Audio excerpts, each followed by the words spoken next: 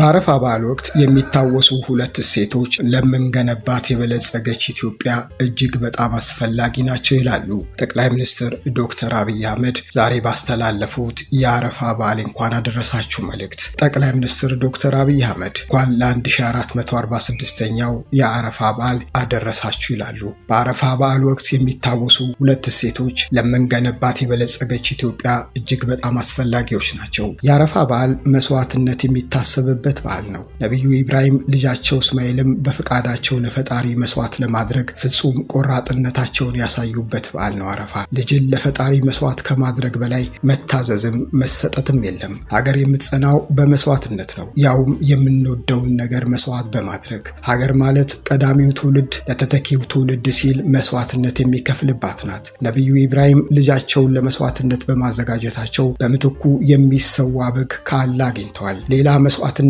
ለማግኘት ራስን መስዋዕት ማድረግ ይገባል። በኢብራሂም ልቦና እስማኤል ተሰውቷል። ለሀገሩ የተሰዋን ትውልድ የሚፈጥረው ለሀገሩ ቀድሞ የተሰዋው ትውልድ ነው። እናትና አባቶቻችን ለሀገራቸው ነፃነትና ሉዓላዊነት መስዋዕትነትን ከፍለዋል። በዚህ መስዋዕትነታቸው ሰማያዊና ታሪካዊ ዋጋ ያገኙበታል። ተመጣጣኝ ምድራዊ ምንዳ ግን አያገኙም። ለሕይወት የሚመጥን ምንም አይነት ምንዳ ስለሌለ የእነሱ ምንዳ የምንቀበለው እኛ ነን። የእኛን ምንዳ ተተኪው ትውልድ ይመነዳዋል። አረፋ ወአረፍቲ ወአረፍቱ አወቅሽኝ አወቅኩህ የተባለበት በዓል ነው። አደምና ሐዋ ከጀነት ከወጡ በኋላ ለረዥም ዘመን ተለያይተው ኖረዋል።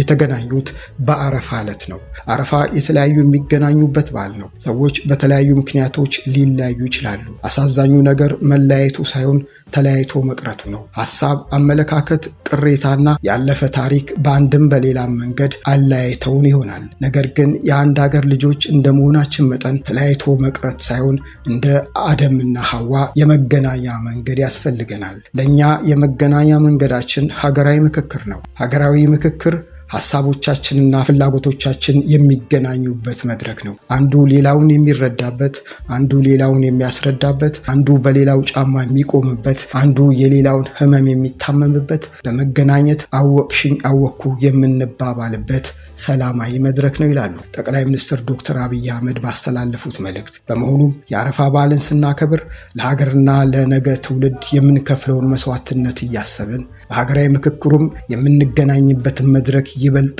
እያጠናክረን እንደሚሆን ተስፋ አደርጋለሁ። በድጋሚ መልካም የአረፋ በዓል ይሆንላችሁ። ኢትዮጵያ በልጆቿ ጥረት ታፍራና ተከብራ ለዘላለም ትኖር። ፈጣሪ ኢትዮጵያና ሕዝቦቿን ይባርክ። ጠቅላይ ሚኒስትር ዶክተር አብይ አህመድ የአረፋ በዓልን አስመልክተው ያስተላለፉት መልእክት ነው።